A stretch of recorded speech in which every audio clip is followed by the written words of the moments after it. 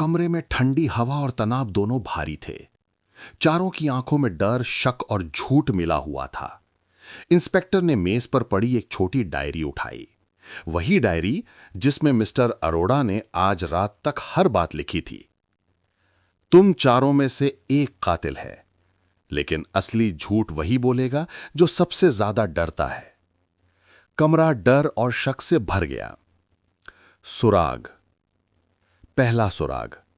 लाश का खून जमा हुआ था, जिसका मतलब मौत कम से कम 1 घंटा पहले हुई थी। लेकिन डॉक्टर ने कहा था कि जब वो मिले तब मिस्टर अरोड़ा जिंदा थे। दूसरा सुराग।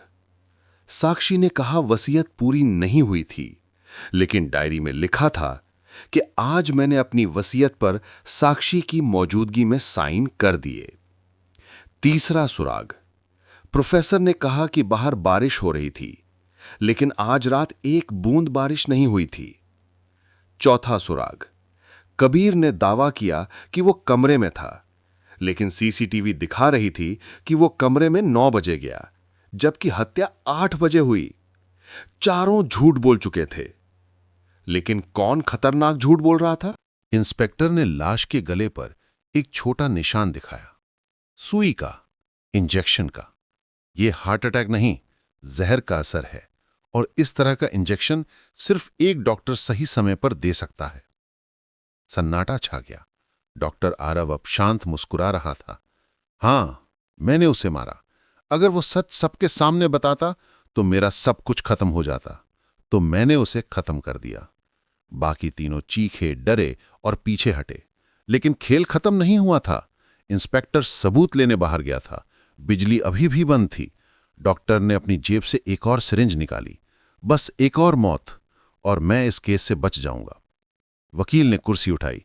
कबीर भागकर पेन ड्राइव छीन लेता है और प्रोफेसर डॉक्टर को रोकने की कोशिश करता है। तभी इंस्पेक्टर की आवाज, बस। इंस्पेक्टर वापस आ चुका था, हथकड़ी और पिस्तौल के साथ। मेरे पास जहर का सैंपल है और यह सिरिंज सबूत पूरा करती है। डॉक्टर धीरे से हंसा। तुम सोचते हो खेल खत्म हो गया? असल खेल तो अब शुरू होगा। मुझसे बड़े लोग मेरे पीछे हैं। जेल के अंदर भी मैं अकेला नहीं रहूंगा। हथकड़ी लग चुकी थी। चारों बचे, लेकिन डर का खेल अभी भी खत्म नहीं हुआ था। धीरे धीरे हवेली फिर से शांत हो गई।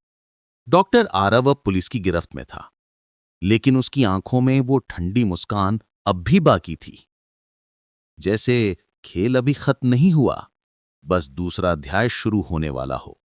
बाकी तीनों, साक्षी, राघव और कबीर, आज भी नहीं समझ पाए कि कातिल उनके सामने होने के बाद भी वो कैसे इतने देर तक उसके खेल का हिस्सा बने रहे।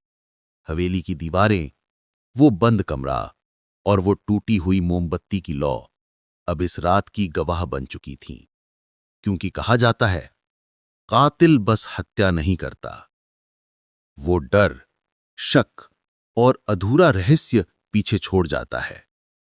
और कभी-कभी वो डर कहानी खत्म होने के बाद भी चलता रहता है।